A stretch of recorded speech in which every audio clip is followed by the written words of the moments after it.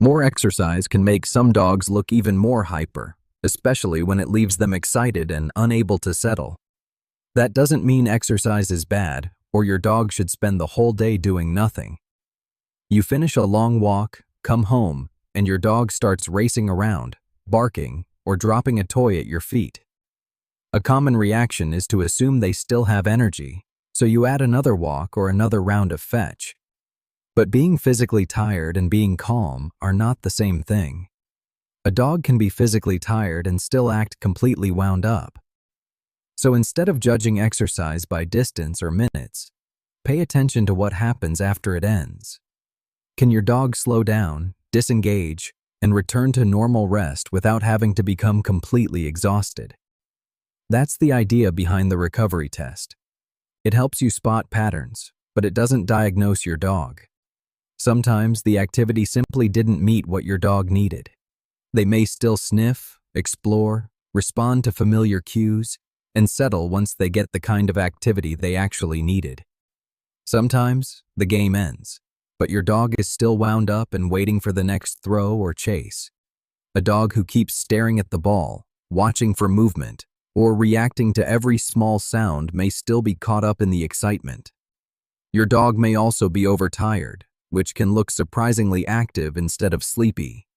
You might see frantic running, jumping, leash biting, grabbing objects, or sudden irritability after they've already done too much. Or they may simply never have learned how to switch from activity into quiet rest. These 4 situations can look similar, but more exercise won't help every one of them. Watch whether the movement still has a clear purpose or starts getting faster, messier, and harder to stop. Also notice whether a quieter activity helps, or whether every new activity just starts another round of excitement. The type of exercise matters because different activities can leave your dog feeling very different afterward. Fast, repetitive games can keep some dogs focused on the next throw, chase, or burst of movement. Fetch isn't automatically harmful, but 20 more throws may build endurance without teaching your dog how to stop.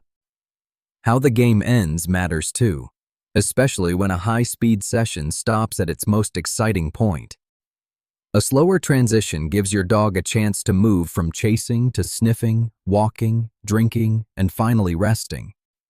But the walk itself can also be stressful, especially with leash tension, traffic, other dogs, or constant interruptions. 2 outings can last just as long, but leave your dog feeling completely different afterward.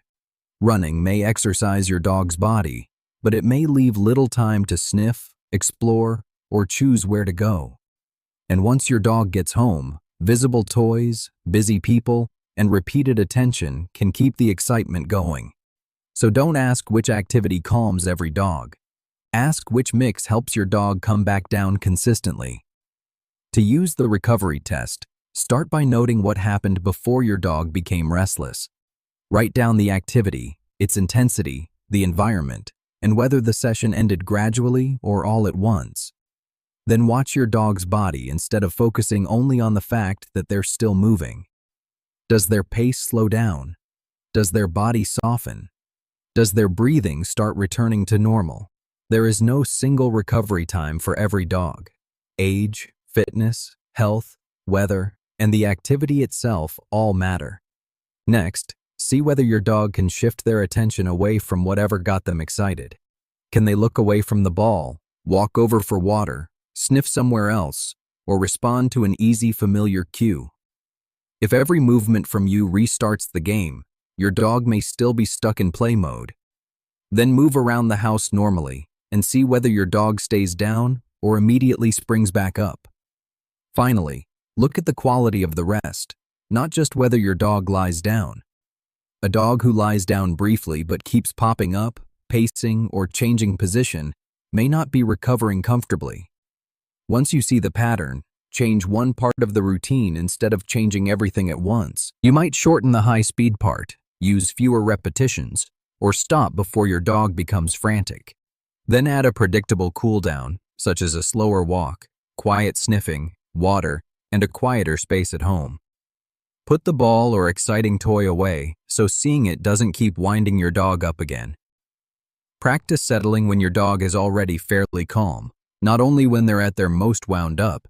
Calmly reward quiet choices, but don't turn every still moment into another big event.